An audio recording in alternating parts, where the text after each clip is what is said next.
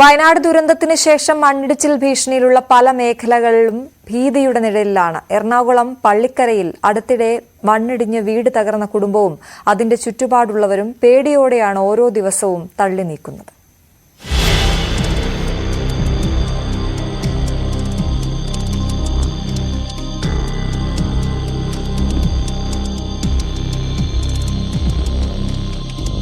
Pallikkara west മോറാല Muttanthottil ജോമോന്റെ വീടിന് മുകളിലേക്ക് ഏകദേശം 40 അടി ഉയരത്തിൽ നിന്നാണ് മണ്ണും കല്ലും ഇടിഞ്ഞു വീണത്.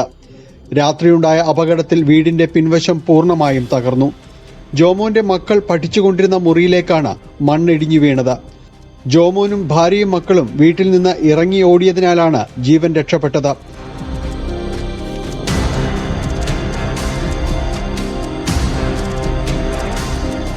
അപകടം നടന്ന് 1 മാസമാകുമ്പോഴും ആ നടുക്കത്തിൽ നിന്ന് ആരും ഇപ്പോഴും മോചിതരല്ല.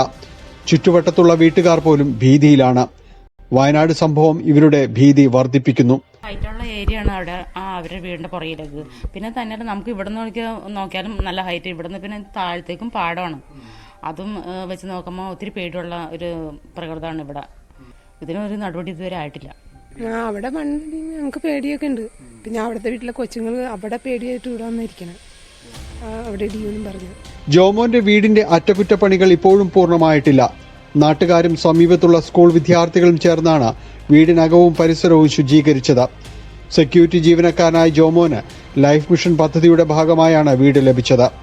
പള്ളിക്കരയിലും സമീപ പ്രദേശങ്ങളിലും പല ഭാഗത്തും മണ്ണിടിച്ചിൽ ഭീഷണി നിലവിലുണ്ട്. ന്യൂസ് 18 കൊച്ചി.